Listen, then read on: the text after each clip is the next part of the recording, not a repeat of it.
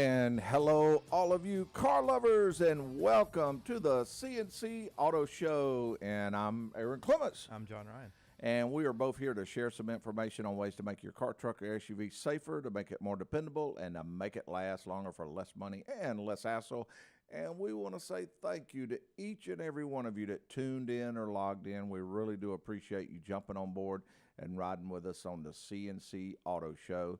And we are here to take your phone calls at 706-863-5800, or you can also email your question to ccautoshow@gmail.com, and that's on Saturday mornings, 8:05 to 10 Eastern. And you can also catch us live on Facebook at that same time. And you can learn more about the show and Napa Auto Care Centers near you at ccautoshow.com. And this show is brought to you in part by Napa Heating and Cooling Systems and NGK Spark Plugs and a whole list of other really nice businesses.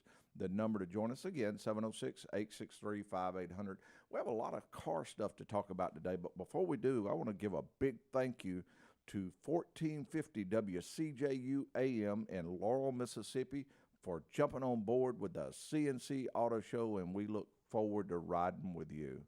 And today, John Ryan, guess what we'll be doing today? I have no clue. Naturally. The name of the show is Car Vents. Okay. Now, you would normally think that that's vents to let more air into the car or something like that. Right. But actually, it's everyone's opportunity to vent about things that happen to them when driving a vehicle. Oh, okay. Gotcha. Yeah, you can vent today, and this will give you an opportunity to do that. And just little things that bug you, whether it's the person that won't let you in when you're trying to pull out, or driving slow in the fast lane. Yeah. Oh, wow, that's a good one.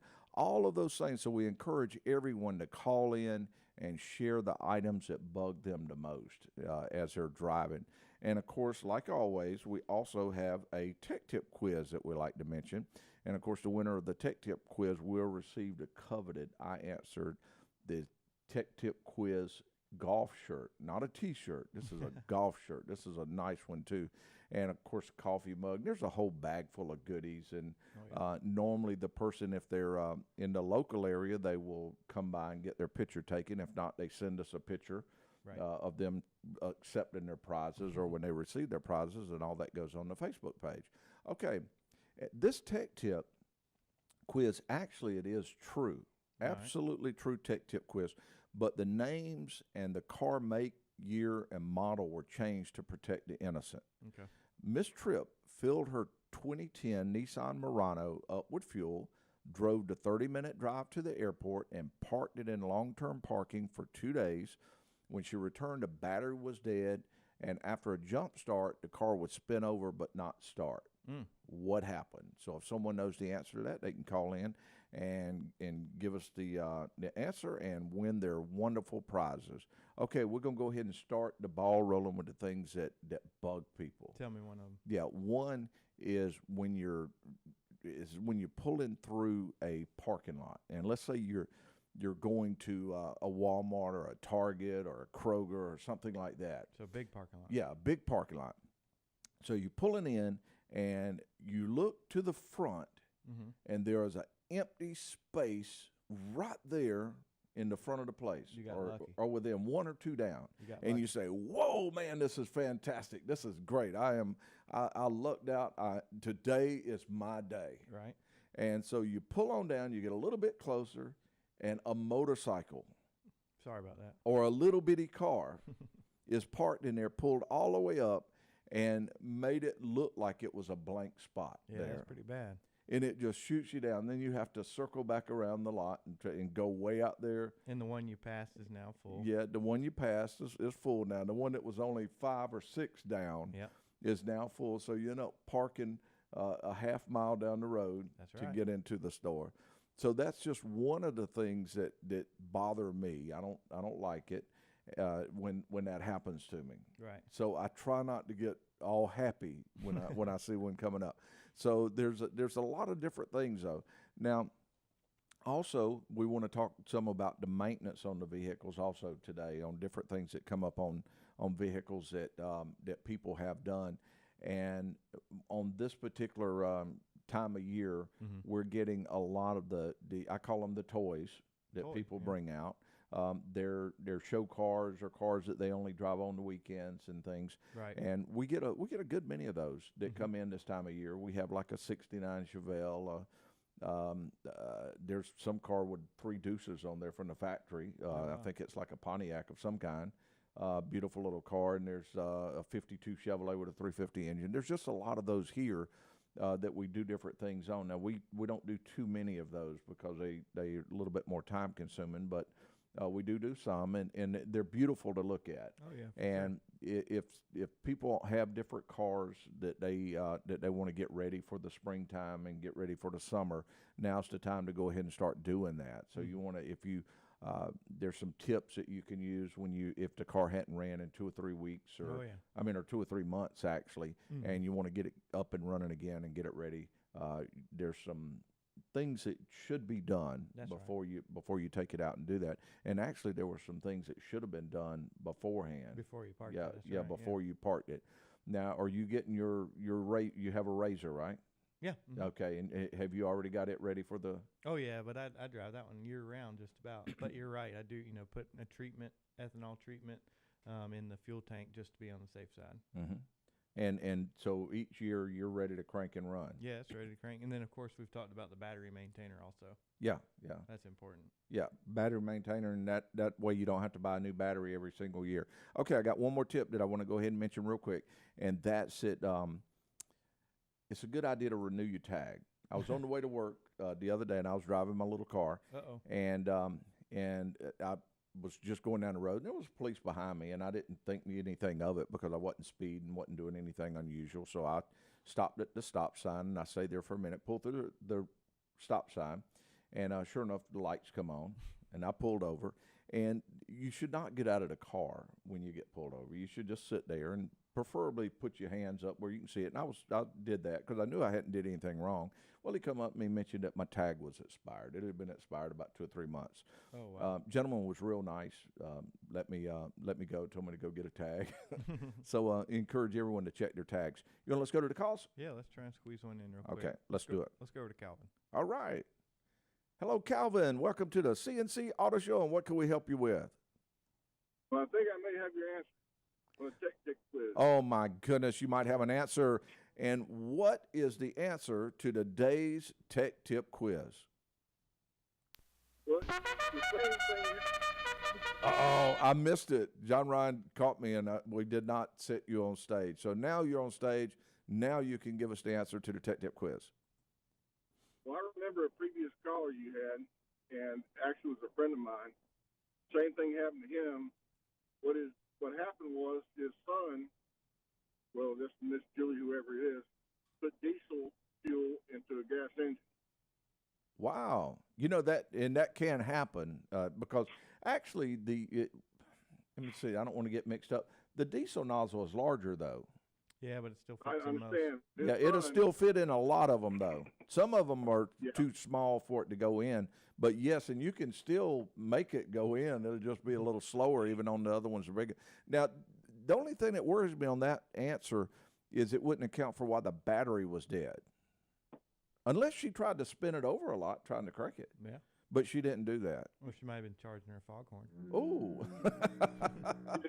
Yes, yeah. Her charge and everything else is left on. All right, that was a good try, though, and we really appreciate the call, too. All right, man. All right, thank you. Enjoy the show.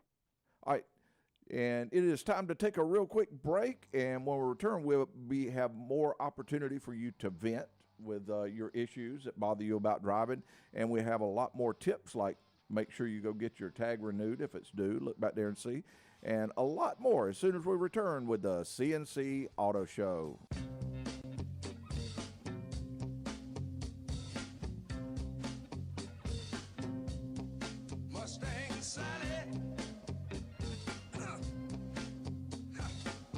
And we are back with you on the CNC Auto Show. If you have questions about your car, truck, or SUV, give us a call, 706-863-5800. That's 805 to 10 Eastern. And also, if you have an answer to the tech tip quiz, which we had one gentleman gave a great try there. Yeah, it wouldn't be a bad idea to yeah. read it again. Mention diesel fuel. Yeah, we can read the tech tip quiz again real quick. That part would not be a problem. And the quiz, of course, I mentioned it is absolutely true. Miss Tripp filled her 2010 Nissan Murano up with fuel, drove she drove 30 minutes to the airport. And once she got to the airport, about the time she pulled in, they were coming to pick her up, and she jumped in the shuttle bus and she left.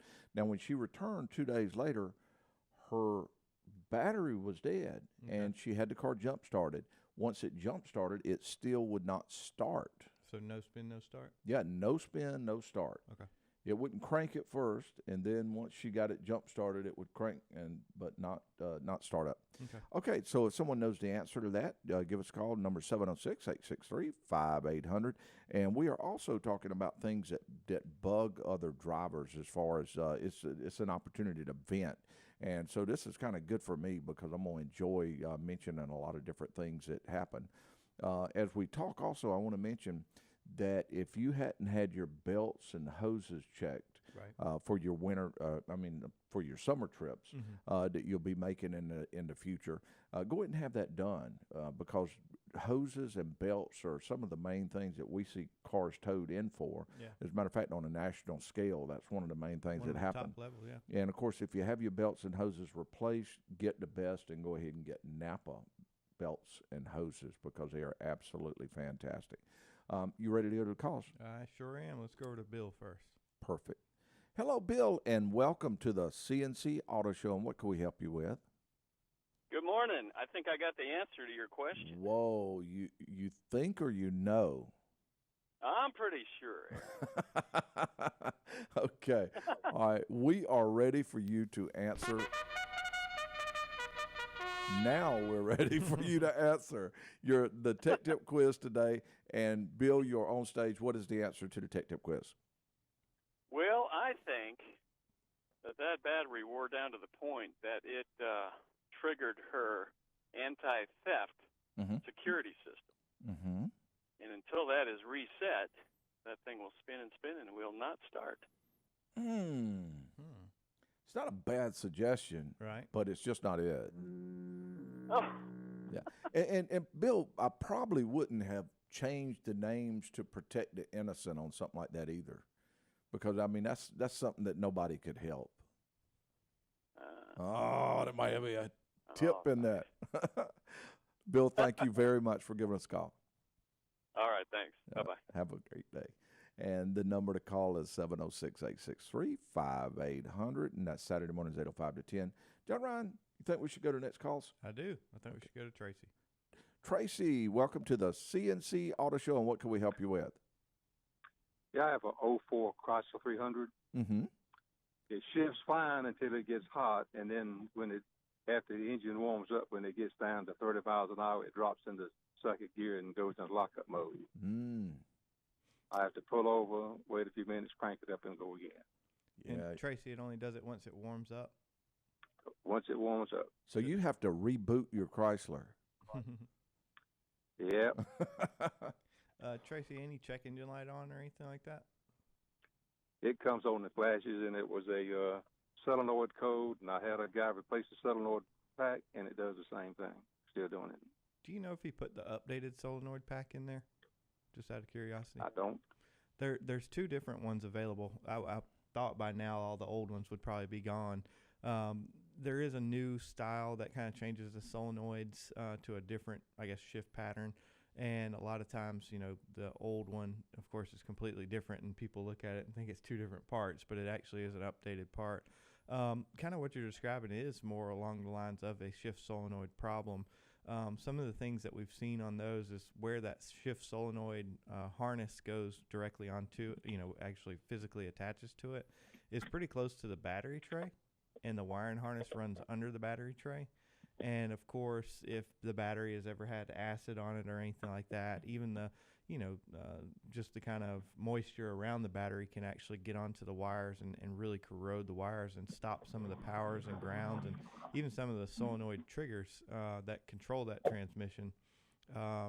It'd be interesting to know, exactly what code was in there, and then to see, exactly, the trouble tree for that code. But one of the best things that he could probably do is inspect the wiring extra Inspect good, the you wiring, think? yeah, for sure. Look in the, of course it's protected by our wire loom. Look for any opens or anything like that where corrosion has ate through it. Yeah, and if you see that very well could be the start of the problem on there. But also definitely find out if that's the updated solenoid, and the part number would let you know that. Okay, I'll do that. Appreciate it. All right, Jason, thank you. Fantastic. Great question. Yeah, hope absolutely. that helped a little bit. Yeah. Okay, the number to call 706-863-5800. That's Saturdays 8:05 to 10. That's for automotive questions. Ready to go to the call? Yeah, I think so. Let's Okay. go over to Ron. Let's do it. Hello, Ron. Welcome to the CNC Auto Show. What can we help with? Good morning, fellas. Well, I want to try the hand at that tech tip and give you a pet peeve or a complaint. Perfect. I like that. We get 2 for 1 here. That's right. Okay, Ron, which one will be first so we'll know whether to put you on stage or not? Well, go ahead and give me my disappointment first and to go with the tech tip. All right, here we go. We're putting you on stage. Okay, and the answer to the tech tip quiz is? The answer to the tech tip is it's been just recently I replaced the battery to my car. And here, just within the past couple of days, it would act like it was going to crank, and then it wouldn't crank. The lights on the dash wouldn't come on, and then if I kept working the key, they would come on, and then it would go off, and Ron, the car wouldn't start. what I was going to do, Ron, it sounds like you're saying possibly a battery. We're going to put you on hold because we're not going to let anyone know whether you're the winner or not until we come back from this break. So That's right. do you mind holding? Yep, he's on hold. We'll be right back. Twice before, I hauled a Barbie doll bed for the girl next door. She tried to pay me with a kiss, and I began to understand there's something women like about a pickup man. And welcome back to the CNC Auto Show. And we are here to take your phone call, 706-863-5800. That's Saturday morning, 8:05 to 10 Eastern Time. And we have a tailgate talk. We do, Aaron. This one comes out of the city of New Orleans, not to be confused with the Willie Nelson song, City of New Orleans. They are having some issues down there with their traffic cameras, issuing tickets to parked cars. That's not good. Now, that could be a problem. There's one gentleman who parks his car in the same place and has received 11 tickets over the past year. Now, for doing what? Parking. It's a speeding ticket. A speeding ticket while it was parked. Yes. Legally parked. Whoa. Well, I would call that a glitch in the system. Very much so. All right. So that's our tailgate talk. That's our tailgate talk. All right. And? It's not working. There we go. Okay, John Ryan, are we ready to go to those wonderful phone calls? Yeah, we're going back to Ron. He was kind of mid-sentence on the tech tip. He was. And Ron, what we mentioned to you is that when we got back, we would let you know if you are a winner of a Tech Tip Quiz prize or you're not a winner. Now, mention one more time, but what you said that may have happened to her in the parking lot. All right, I was just relating my experience, and what had happened was the negative clamp on the post on the battery had broken open and wasn't making contact. And after I fixed it, it started working fine. So I'm just saying that it possibly the clamp on the negative post broke. All right, now here's what I'm wondering, Ron. Whether you win or don't win, will you still share the thing that your item that you have about things that frustrate you on driving? Aaron, I'm a pretty old man at this point, so I've taken all kind of abuse in my life. I think I got it down pat now. All right. Well, John Ryan. Okay. Now, what bugs you or what do you need to get off your chest about driving? So you'll feel better after this, Ron. You really will. These driving slobs that will go to a parking space and park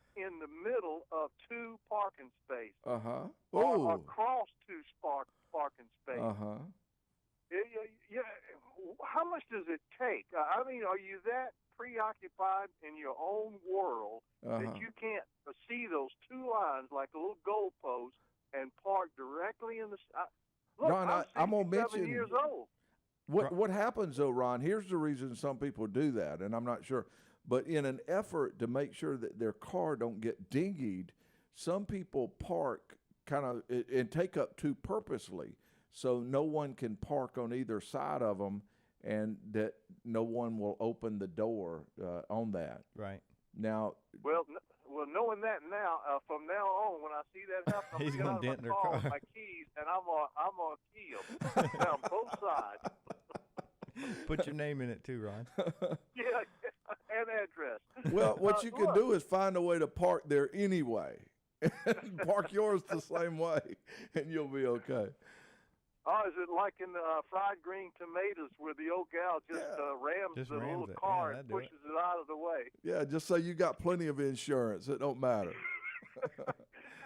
And guys, I don't know, this may be something new, but I've talked before about those modern keys they got for cars with the transponders in them, and how hard it is to get them replaced. Mm-hmm. Well, not hard; it's just expensive. Yeah. And, Wow. I saw at Walmart the other day where they've got programmable keys, and you can get them done for your car, and I think it's like $60. Wow. That's Yeah, amazing.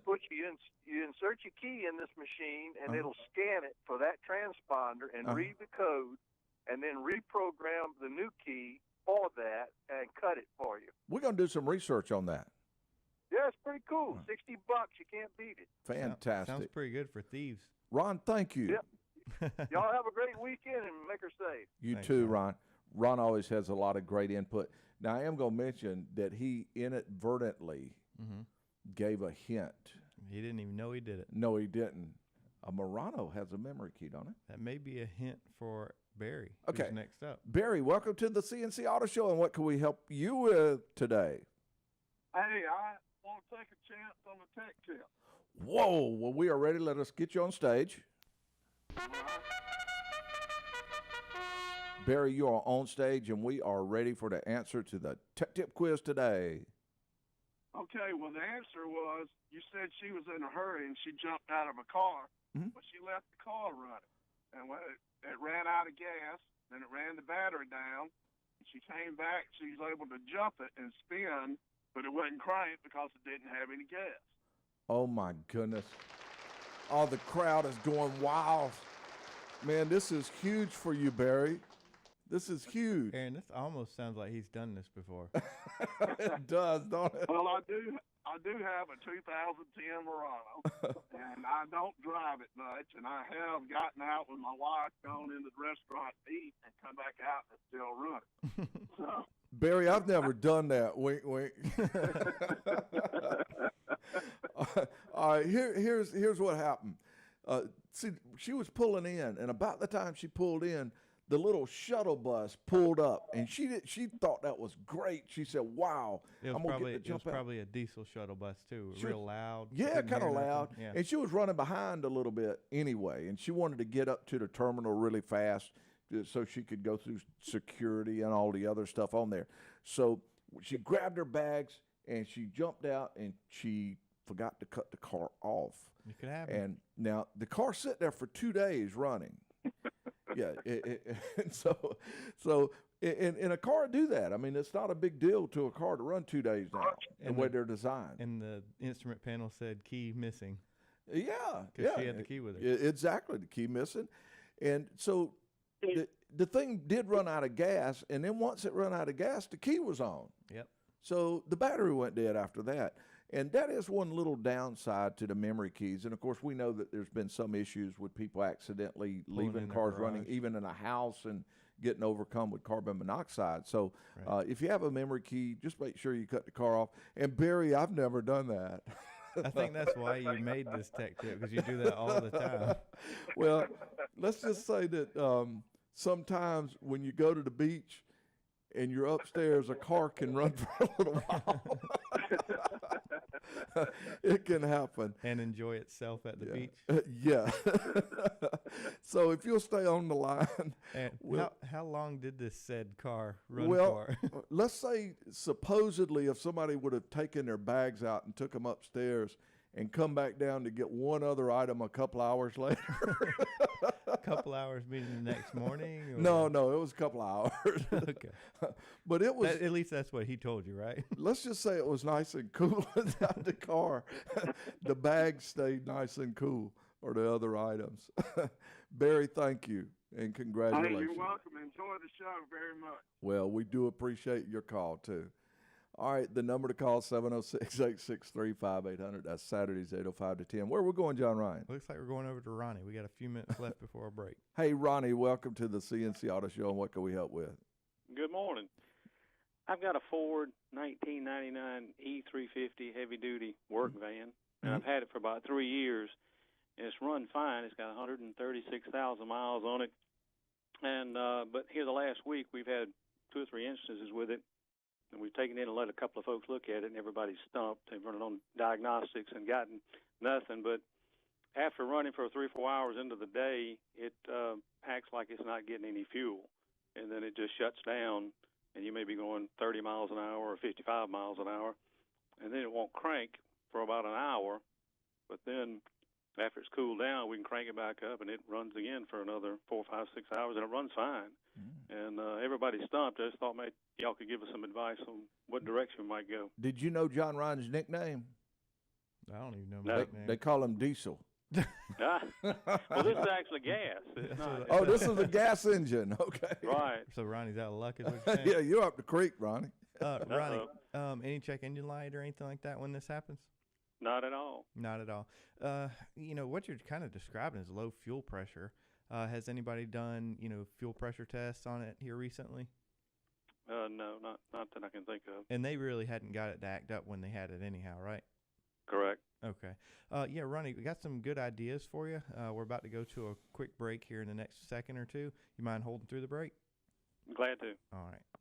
Okay, we're going to take a real quick break. As soon as we return, we're going to go right back to Ronnie and talk about his F-350 truck, and we'll be taking other phone calls. And again, that number 706-863-5800, Saturdays 8:05 to 10. And we'll also be looking for people to vent their frustrations about driving when you have it. That and a lot more with the CNC Auto Show as soon as we return.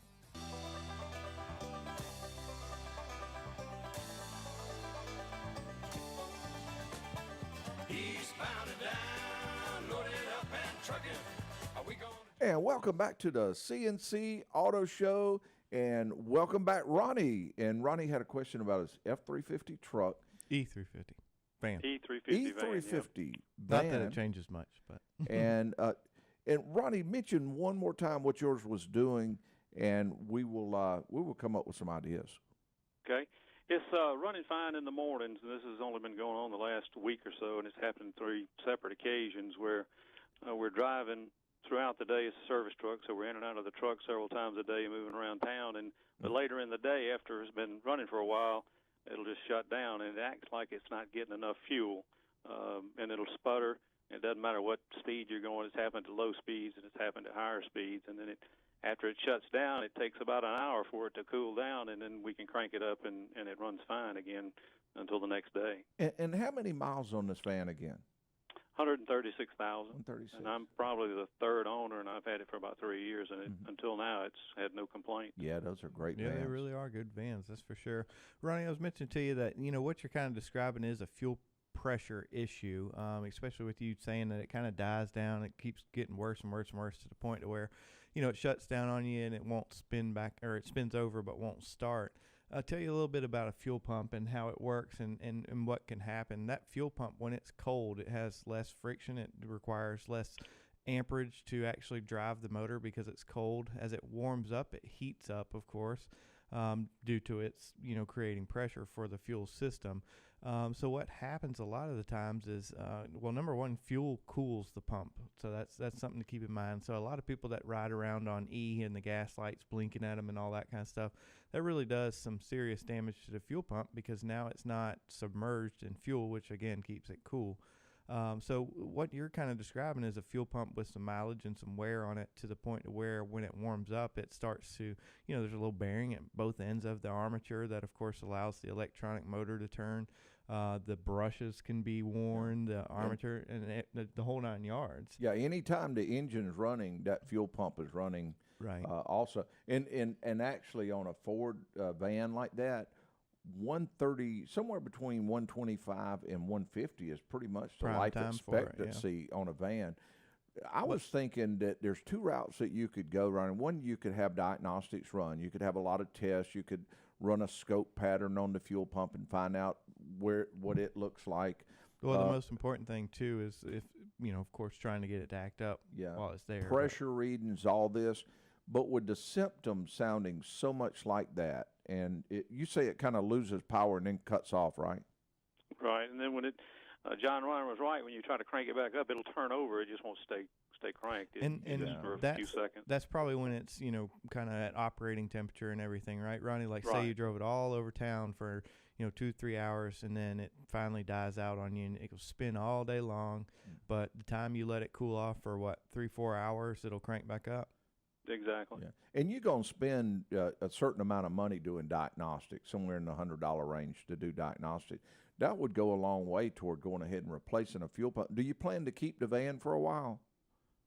Yeah, it's serviced. It does a good job, and we're happy with it. It's been a mystery. Great other van? guys have looked at it. Yeah, those are great vans. I don't think you would be wasting money just to say, I would like to have a fuel pump installed in this vehicle, and go ahead and do that, because to me, you got a vehicle that you depend on, and if the fuel pump is not what's causing this problem, it's going to go bad. A fuel pump Anyway, at about that mileage, it's going to go bad. So you won't be really wasting money anyway. And especially on that particular vehicle. There's on some that we would never say that for. Yeah, obviously. for instance, certain model cars, I've never fuel put pump will last a lifetime. Yeah, throw out a Toyota Camry. I've never in my life put a fuel pump in one, but on a van like on that. certain model vans and just different vehicles, and on that van, that's about the life expectancy. Now, you do have some that go up to 200,000. You do have some that go out at 100,000, but I'd say average 125, 150 is about where we see them towed in at. So I would say you may consider just having a fuel pump installed and bypass all the other testing, and there's probably a 80 to 90% chance that that's going to solve your problem. All right, sounds great. We were thinking that too, but wanted to get another opinion. Yeah, go ahead and do the relay at the same time too. Just not a bad idea. Yeah, not a bad idea to do the relay. Oh, Ronnie, I Sounds will say definitely get a fuel pump, what they call a module. It's the whole thing. It'll come with the sending unit, and of course all the what am I trying to say? The fuel pump and everything, and installed as a unit. Don't buy the one that we call it a Build-A-Bear, because it comes with just the pump, and then the hose breaks, and then the connector breaks, and you end up having to buy one anyway. Starting over again. Go ahead and get the best one you can get, and Napa sells some great pumps also. For sure. Okay. Sounds great, guys. Appreciate the help. Love the show. Thank you. Great call. Number to call, 706-863-5800. And that's Saturday mornings, 8:05 to 10. Where we're going, John Ryan? Next up's Alice. Hello, Alice, and welcome to the CNC Auto Show. What can we help you with? Well, good morning. I have two quick questions. Mm-hmm. The first one, I got a 2017 Ford Escape, and supposedly I'm the first owner. Mm-hmm. And I'm thinking about adding a tint strip to the windshield, because when I pull the visor down, especially that late when the sun, it still doesn't, give me protection on my eyes. There's still bright light. But I was concerned that it might interfere with the defrost, that defrost strip, or is there any other concerns? No, that's a good concern. I will say that, quite a few vehicles that we, service and see, quite a few of them have a tint strip, and of course the defrost seems to function just fine.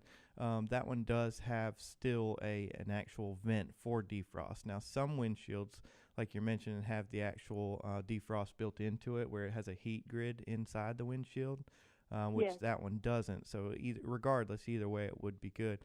Alice, I will mention, are you in the Georgia or Augusta area? Grovetown. I've been told here recently that actually tint, whether it be the entire windshield, has always been illegal. But now they're trying, as far as I know, they've actually passed a law that tint strips are not allowed on the window. So definitely ask the tint company that you choose to, make sure that it's still legal. That's a great idea. Really? Yeah, Okay, because 'cause I just want that little- windshields actually have two marks. You can look at yours that from in the past there's a mark that allows it, like how far to go down the windshield. And now, matter of fact, it was a Georgia State Patrol officer that mentioned it to us that they passed a law of no tint on the windshield. So I just want you to be absolutely sure.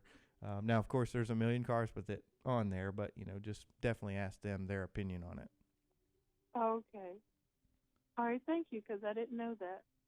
All My right. next question was, I noticed that I had when I bought the car in November, and like I said, it's a 2017. And a couple of months after I bought it, I noticed there was some, like a rust strip on one of the hubs. And I took it back to the dealer, and they said, "Oh no, that's not a problem. That happens all the time." But then when I opened up the passenger side door the other day, there looks like there's rust on the hinge. And to my knowledge, I don't think there should be rust at all on it. Right. Is it an exposed metal, No, Alice, or well, is it painted or? no, when in the inside the door jamb, when you open up the door, Right. that hinge, Mm-hmm. I don't really consider that really Is it the exposed. striker, maybe what the door catches to hold it shut? No, actually the hinge where when you open it, Okay, where it physically mounts to the pivots. frame. Gotcha. Yes, where it pivots. Yes. Yeah, I do see a little rust there sometimes because there is a place to where a piece of metal rubs on another piece of metal to kind of hold it in detents when you're opening it. Yeah, like the friction. And of it. that does expose it. And if it's not lubricated, now it's not supposed to be rusted, but that is an area where I recommend keeping lubricated. Just spray WD-40 on it. And more than likely, if you just spray it down real good or take it by a shop, and most anybody will spray the door hinges, and that should take care of that. Okay, but I was just thinking after. I mean, it's not even a whole year. Yeah, that is a little early to see that, though. Yeah, I agree with you. All right, Aaron, it's almost out of time. Yes. Hope that helped out. Wow. Can't believe it. We are just, the time clock's on E, and we need to pull over now. We will be back on the road in no time. I'm Aaron Clements with co-host John Ryan Mooney. Our show producers are Dominic Frito and Sandy Klein, and our technical engineer is Zach Llewellyn. And we would all like to say thank you to all of you that tuned in, logged in, and especially those that called in to ride with us on the CNC Auto Show. And hello, car lovers, and welcome to the CNC Auto Show. And I am Aaron Clements. I'm John Ryan. And our goal is to give you some great information on ways to make your car, truck, or SUV safer, more dependable, and to make it last longer for less money and less hassle. And we want to say thank you to all of you that tuned in.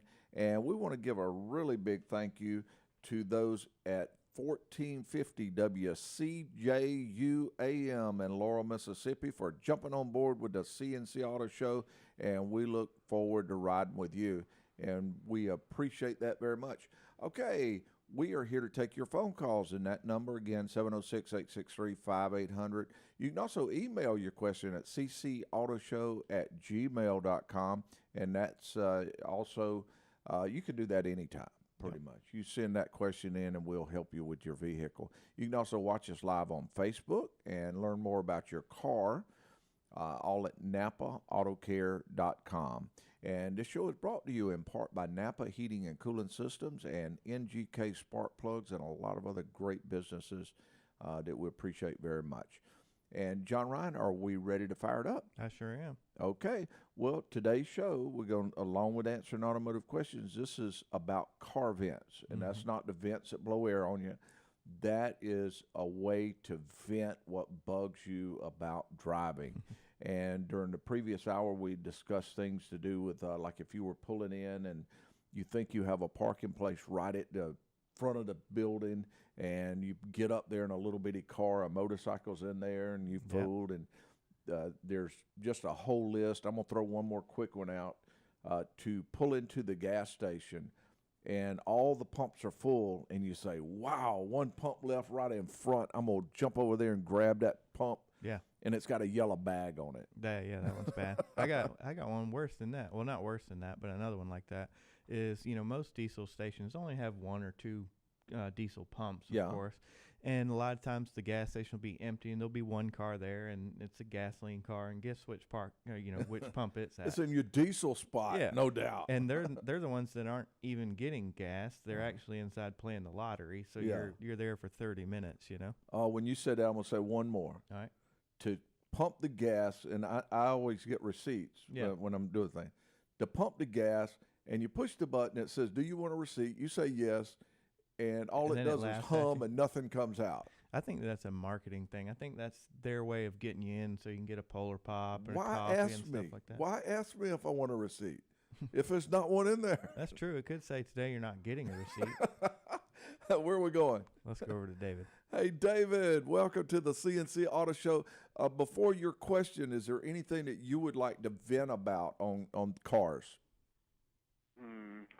So, on ramp onto I-20 or any freeway, not all, but some have. If you're taking a right-hand turn onto the on-ramp, there's a yield sign.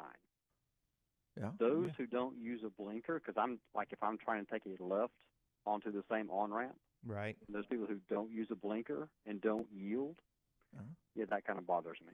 Yeah, for sure. Do you run into those sometime that it says yield, but they think it's a stop sign, and they pull up there and they stop? Oh, yeah. Yeah, that's a bad idea. You have to stop behind him, yes. Yeah, and you no longer have time to build up speed to blend in. Yep. Okay. Equally frustrating, yes. It is. David, what could we help you with? I see that you have a 07 Ford Explorer. What's it doing to you? He's got a problem with it yielding. It won't yield. I'm going to say it's, so my 17-year-old daughter drives it, and this happened to her this week. It's like it had a vehicular stroke.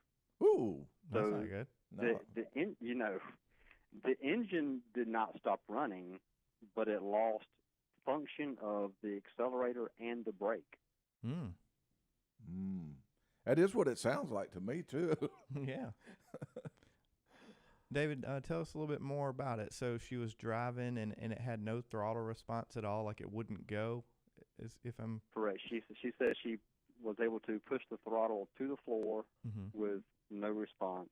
Okay.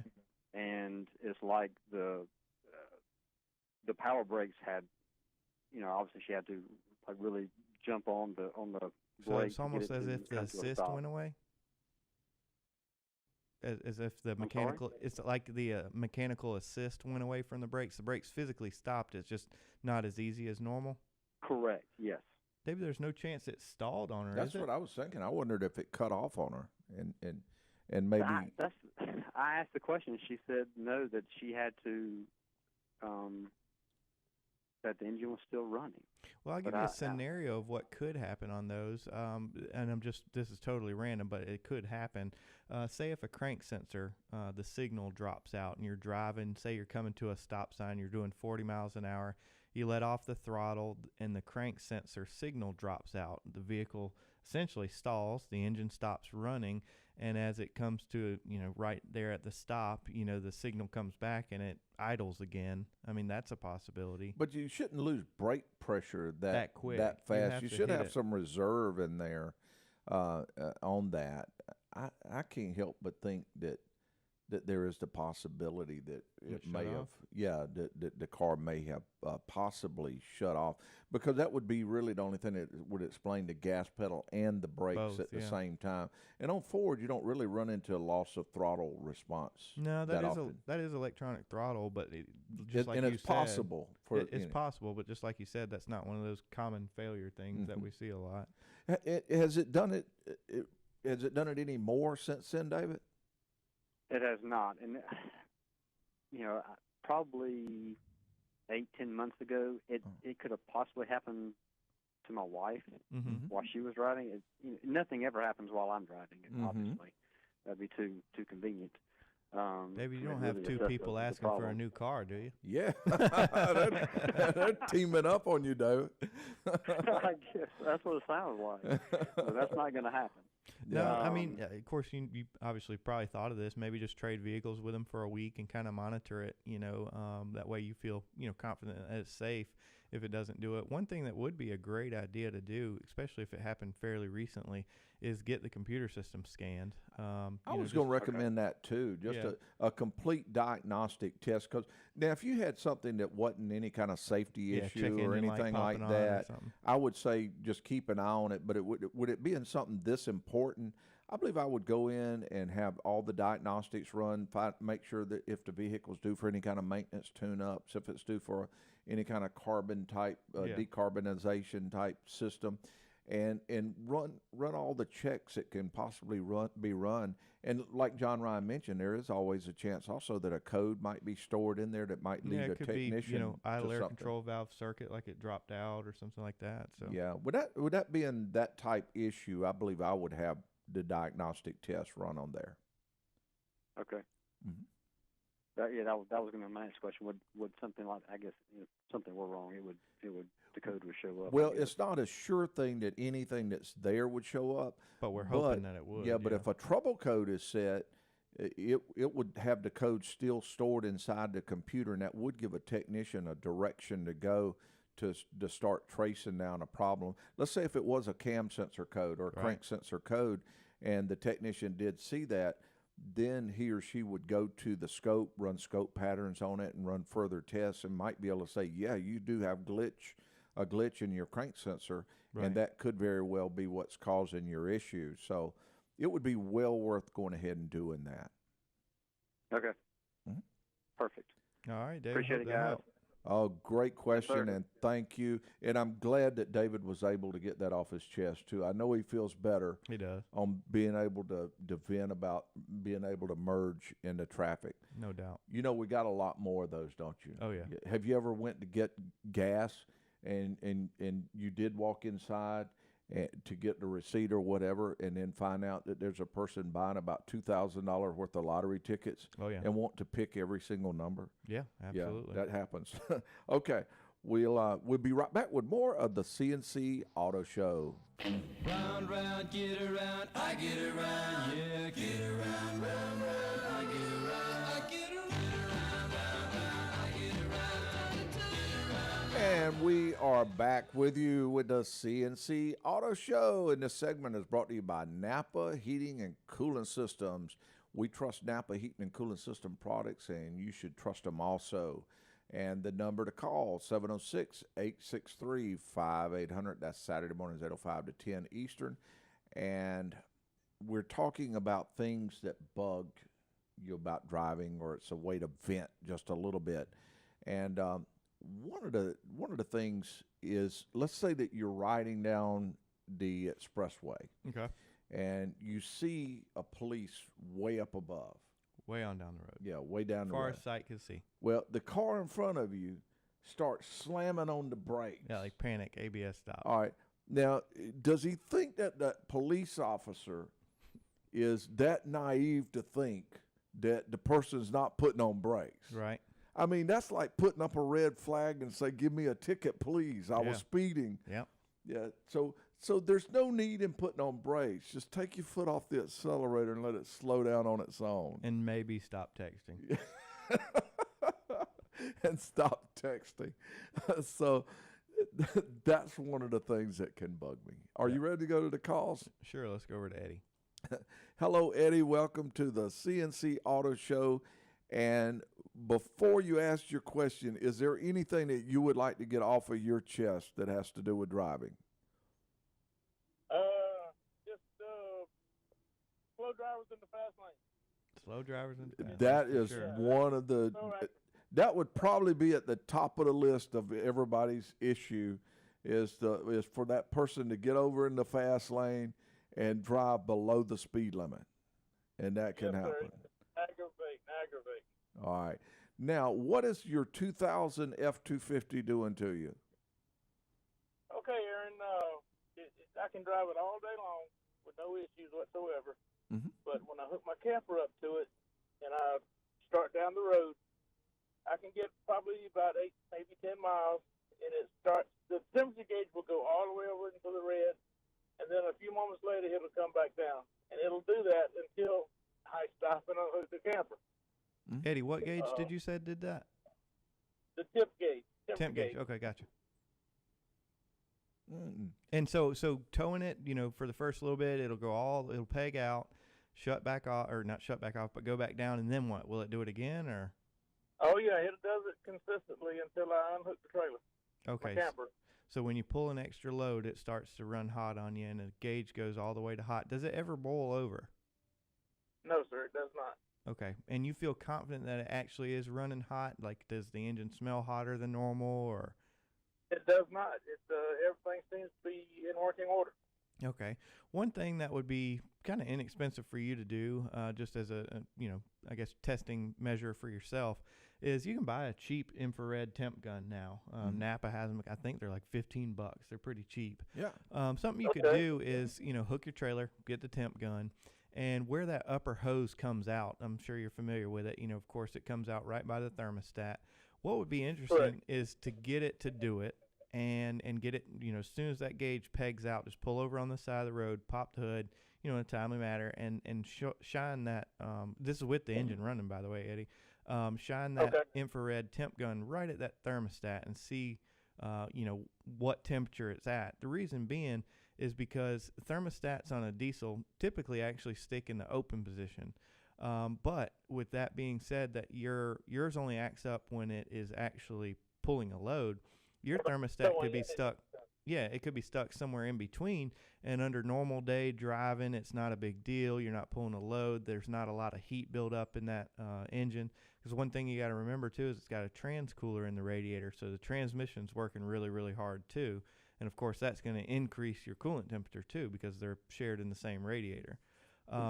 So with that being said, the normal driving everyday characteristics for you isn't building up enough heat, and the flow it might just be right there on that barely, small limit to where it's not, it's of course cooling it off under normal driving circumstances, but as soon as you hook that extra load to it, it is of course restricted enough to where it can't, remove the heat from the coolant. Okay. I want to make one correction. Sure. It's the gas, not the diesel. Yeah, that's the same scenario. Yeah, I started to ask you that if it was a gas or a diesel because I did that earlier, but I was leaning in the same direction as John Ryan also. Is radiators, they get restricted very slowly. It's something you don't notice that very much. It's a new radiator. Right. Change the coolant, change the transmission fluid and filter. Right. Uh-huh. And I was now leaning towards the fan clutch or water pump. Well, if you're going down the road at say even over 30 or 40 miles an hour, yeah, you can throw the fan clutch in the fan clutch is not going to be the case because you have natural airflow going across there, so you can eliminate that. But the now the water pump's a possibility, but it would be kind of rare. Eddie, did you say the thermostat's been replaced? It has been replaced, yes. But it had been replaced before I started towing the camper. Okay, gotcha. Mm-hmm. Yeah, just again doing that temperature test, because there could be a bad sending unit. It'd be hard to kind of tie the bad sending unit to, of course, towing the trailer.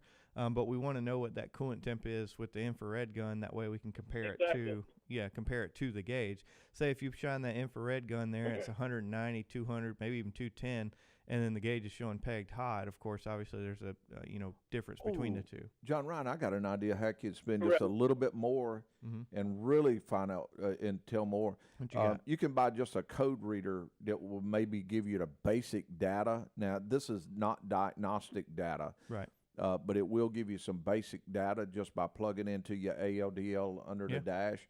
You could buy just a cheap code reader and be able to look at the actual temperature. And you're 100% right, but if it's wrong, it's still going to be wrong on the scan tool. Well, I thought the temp gauge picked up from a different sender. Not on that one. That's the same right there in the intake. Well, disregard everything I just said. Well, I didn't want him to think that was good and it not be. Well, the only way it could mess up is if the gauge itself was off. Right. Yeah. So it's still not a bad thing to do. Yeah, it'd still be helpful for real. I think I'll go to Napa and get the infrared gun and go that route. Did we thoroughly confuse you, Eddie? No, sir. I'm good. Eddie, the infrared gun's a good investment. You'll be checking your home AC out, seeing what it's outputting and everything. Okay. It's a good tool to have. All right. Thank you, Addie. I appreciate it. Time for a quick break. We'll be right back after this.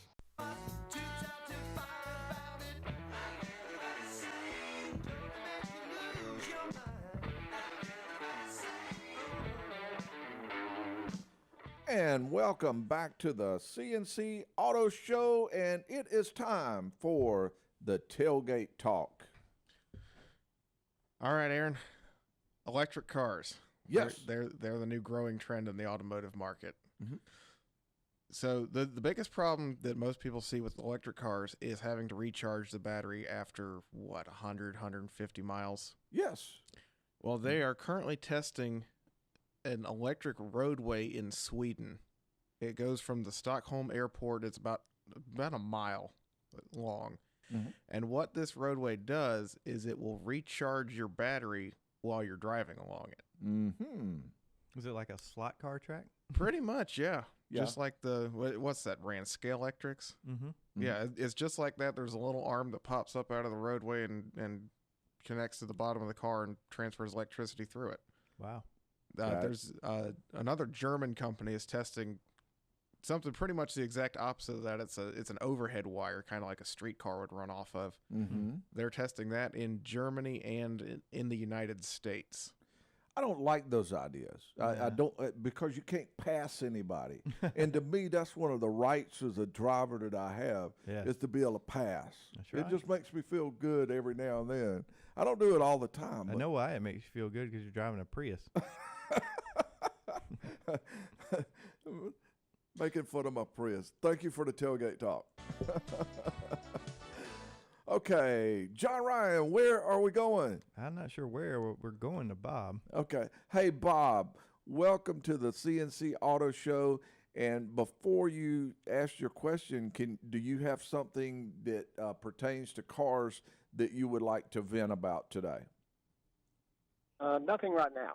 Okay. Well, if you think of something, you let us know. Okay. What can we help you with today? Well, I was just calling about the previous caller that his truck got hot when he pulled a camper. Mm-hmm.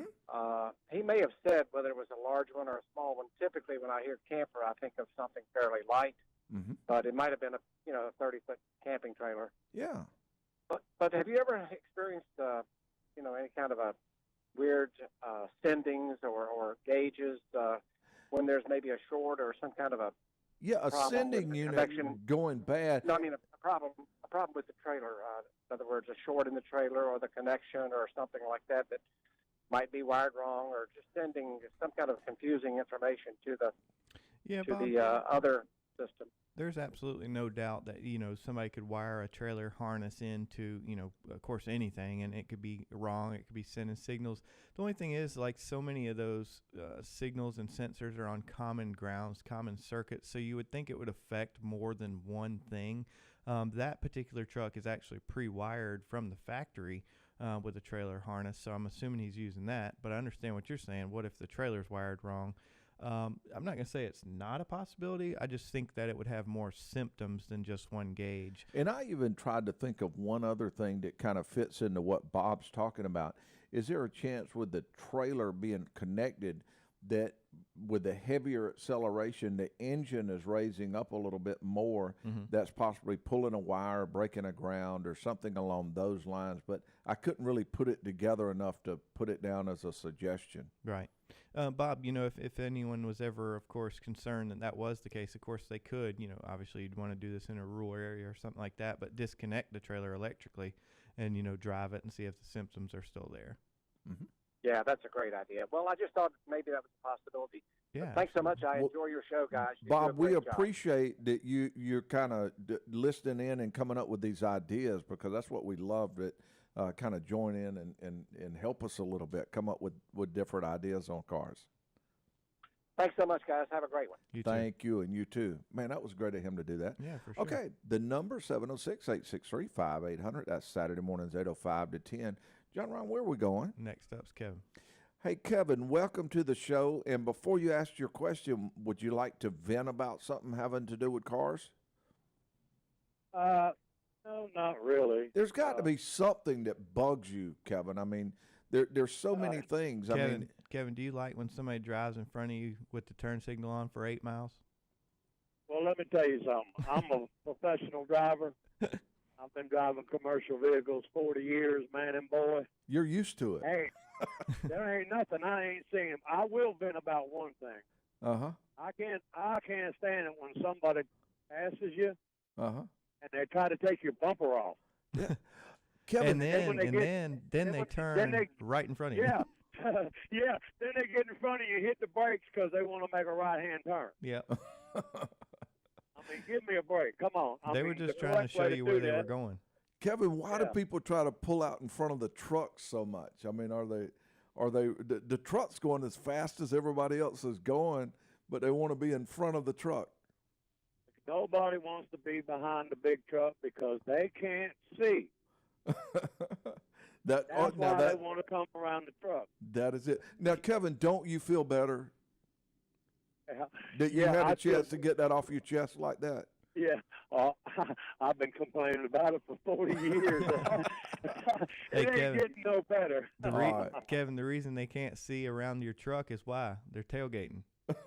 That's exactly right. And Right. we got big old signs. Most of the trailers I pull got big old signs on them that say, if you can't see my mirrors, I can't see you. Yes. That's right. You know? Well, So, now, yeah, I guess, other people will know that. Yeah. All right. Now, you Yeah. got a problem with a 2000 Camaro. What is it doing? Yeah, I got that SS with that LS1 motor in it. Whoa. Me and my wife went to go get an ice cream cone one night, and it slung the belt off, and it run hot. Mm. And as soon as I was riding down the road and I see my temperature gauge had climbed, I said, holy moly, there's something wrong. I immediately pulled in and stopped and investigated, and that's when I noticed that it had slung the belt. So I let the vehicle sit there. I called somebody to come get me to let it sit there, and the next day I went and got it and put a belt on it. And but ever since then, I've been having a problem with my power steering. So I took it to the shop and I had him look at it. Of course, it's got a rack and pinion on it, and he said that I had a small seal leak in my rack and pinion. And he said, and also he said that my power steering pump seemed like it was going out. So I went and bought a power steering pump and put on it, and now I noticed that a power steering fluid, I'm always having to put power steering fluid. I put some stop leak in it, and it seemed to cure the problem for a while, but a power steering fluid is milky, and it gets hot like a radiator. And then on top of that, I started noticing that I was getting oil in my water, but I'm not getting water in my oil. Okay. So I'm thinking it might have possibly a blown head gasket. Right. I don't understand why my power steering fluid is milky and why it's Well, Kevin, I hot. think I can answer the milky for you on the power steering. Like you mentioned, you're adding power steering fluid to it frequently, correct? Yes, sir. So that of course, that typically means that it's going somewhere, it's leaking somewhere. What happens is a leak can actually pull air in just as much as it can leak fluid out. So the reason it may not be so much milky as it is aerated. That's probably air that you're seeing in the pump itself. So of course, once you found the leak and resolved that issue, it shouldn't pull any air in there, and of course, it shouldn't get milky. Now with that engine, which way is it? You're saying you've got oil in the water. Is that correct? Yes, sir. Okay. Yes, sir. So oil pressure is, of course, higher than coolant pressure under most circumstances while the engine's running. So that's the reason it's going that way. One thing that you need to look at is several things. Number one, a coolant pressure test would definitely help you determine if there's a leak. Say if you pump it up to 15 PSI, it should hold 15 PSI for quite some time. If it starts dropping down, of course, ideally you have to find the leak. If there's no external leaks, it very well could be going inside the engine itself, as you mentioned, because now you're reversing the roles. Of course, now the pressure is higher on the coolant system than the oil because, of course, the engine's off. What you could do is fill it up, pressurize it, and, of course, see if the oil grows, meaning seeing if the oil on the dipstick gets higher and higher the longer you pressure test it. One thing also, those heads are notorious for cracking around the head bolts. If they're 706 heads, I don't know if you've done any research on those. Yes, I have. Yeah, so you want to make sure, see if you have that casting number. I always remember that because that's our area code, ironically. So I always remember that. You want to make sure and see if it is, those heads, and it very well could be that issue. And John Ryan, just to be safe, that model does not have any type of water-cooled power steering. It does not, no. I didn't think it did. Now, some have an external power steering cooler, right? But it's not internal with the coolant, right? It's not coolant cool. Coolant cool. That's correct. Okay. Hopefully that helped, Kevin. Aaron. It looks like we're all ready for a break. Oh wow! Yes, we are. Okay, we'll be right back with more of the CNC Auto Show very shortly. Sitting in the back of a long white Cadillac, train whistle crash. Welcome back to the CNC Auto Show. If you have an automotive question or if you want to vent a little bit today about your car, truck, or SUV, you give us a call. That number is 706-863-5800. And spark plugs do last longer than ever before, but they do wear out. And if you wait too long, you may damage some expensive ignition components. So have your maintenance tune-up done when it's recommended and use good quality plugs. And I recommend NGK spark plugs. Okay, now, how about people who drive 5 to 10 miles under the speed limit aimlessly while traffic is backed up all behind them and maybe just every now and then speed up just enough to tease you? Well, that's what I was about to say. I don't necessarily mind them going slower than the speed limit. It's the inconsistent speed that bothers me. And they speed up and slow down. Yeah, for very sure. rough. So. Okay, ready to go to the calls? I am. Gail's been holding for us for some time. Let's go to Gail. Hey, Gail, welcome to the CNC Auto Show. Do you want to vent about something to do with cars before your question? Oh, of course I do. Great. That's what we were hoping for. I do a lot of driving, taking my parents back and forth to the medical district. Mm-hmm. And I have 4 complaints that drives me crazy. Yeah. The first one is people do not, when it comes to the 4-way stop sign, people do not know how to yield. No. And sometimes people think they're looking at the traffic light, like it's a red light. That drives me crazy. Yeah, that's true. Yeah.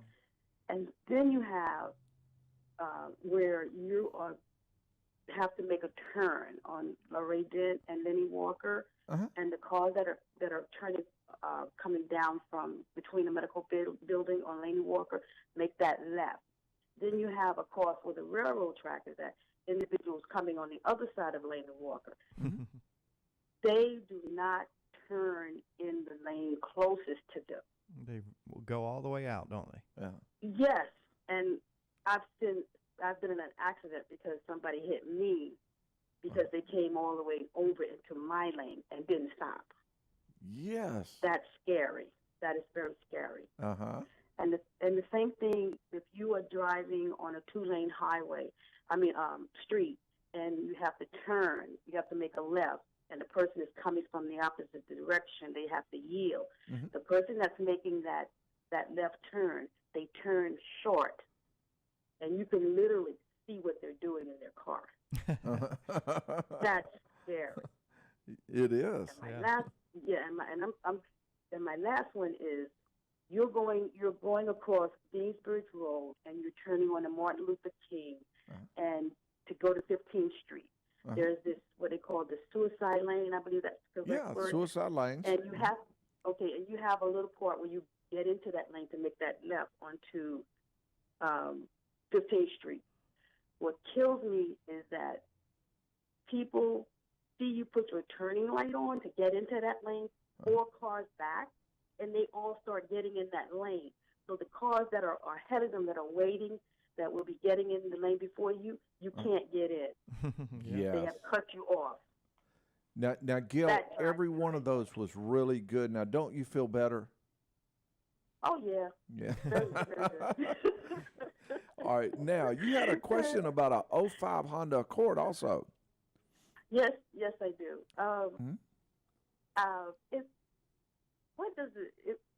They say it's all in my mind. I don't think so. Mm-hmm. But when I drive the car, to me, I hear a lot of noise, and I see people when I'm coming down. People turn around and look to see where the noise is coming from. What is that? What causes that? I know it's an old car, and I do try to keep it maintained, but to me, it's noisy. It's not quiet. The engine isn't quiet. Oh, so it's sort of the engine, Like the almost like running the of the exhaust engine is is a a little little loud then. Yeah. What is it? Something I need to do to make it quiet? Gail, it is possible that the exhaust system does have some wear and tear. There's a corrugated pipe there that allows the exhaust to flex a little bit because of the movement of the engine, and the rest is mounted to the body, so the two kind of move independently from each other. And what can happen is that corrugated pipe can get little pinholes in it because it's corrugated. A lot of moisture kind of resides there, and a lot of times it can rust out. Does it sound like kind of like the hot rod type Hondas, or is it that loud? Not that, or no, it's not. To me, it's not that loud. But Okay. I've actually had people turn around and look to see where see who was driving the car. Yeah, you probably wouldn't hear it as much inside the car as they would outside the car, right? On something like that. And what John Ryan mentioned, it sounds like a very, very strong possibility, because that would explain why it's even louder outside the car. I would have the exhaust system checked to find out if you have any exhaust leaks, and they may have to, as they're testing it, have one person under the car, like it on the lift rack, and another person in the car, and maybe accelerate a little bit, and we call it power brake slightly, to hear any noises that might be under there. But that's probably what it is, and if it is, that's not a real serious problem or anything. Good idea to have it repaired, but it's not something that's extra costly or anything. Gail, does the noise get louder with speed? I'm just trying to rule out the possibility of a wheel bearing. A lot of people sometimes say, oh, my car's so loud, and the faster I go, the louder it gets. And when wheel bearings get some wear and tear on them, of course, the faster the wheels turn, the faster and louder the noise gets. You don't think it's anything like that, do you? Well, let's see. Because it would be hard for somebody else to hear that, of course, outside the vehicle. That would be a little bit more inside the vehicle, probably. Okay. I don't know. I'm going to be honest. I don't I think, know. like Aaron mentioned, I think, getting a technician to drive that vehicle and inspect it for you would definitely find the answer to, the issue you're having. Okay. All right. Well, I'll be seeing my mechanic on Monday. So Yeah, I'll just make ride the around with them first and just say, do you think we should have this checked? And then that way you'll know which direction to go. All right, great. Thank you. And thank you. John Ryan, let's try to squeeze one more? Yeah, let's try and squeeze Let's David. do We got, less than 2 minutes left? Yes, David, welcome to the show, and what can we help you with? Good morning, guys. I've got a 97 P100 Toyota, and the transmission wasn't going into overdrive, and then when you wanted to take off, it felt like it was lagging in seconds. So I took it to transmission shop. They rebuilt it, and about 3 weeks later, it started to doing the same thing again. So I took it back, and he said that the torque converter had come apart. And when I went to get in it, I smelled smoke, and I raised the hood. I put the key in, it wouldn't do anything, and it raised the hood and looked at the battery. The battery was melted previously, not when I tried to start it, and the wiring harness from the starter to the battery was fried. And so he told me later on that it wasn't anything that the mechanic had done. He said the brushes in the starter had shorted out and burned the wiring harness up. Oh. Which I never had a starter problem before I took it over there. I would look real closely at all the grounds from the battery to the body. Not only that, and I know you can think of this in your head, you know how that cable has a little indexing pin? If they get that twisted wrong, it grounds the starter to where the positive, of course, is touching the case of the starter. I wonder if that's possible. That is a possibility. Yeah, I would look very closely at the grounds and at that cable to make sure it's not touching somewhere. Okay. Well, we are out of time. If give us a or send us an email, ccautoshow at gmail.com, and get your phone number. We'll even give you a call. Okay, we're on E. Time clock's on E, and we will. We have to pull over for now, but we'll be back in no time with more of the CNC Auto Show. Our show producers are Dominic Frito and Sandy Klein. Our technical engineer, Zach Llewellyn. We'd all like to say thank you for riding with us on the CNC Auto Show.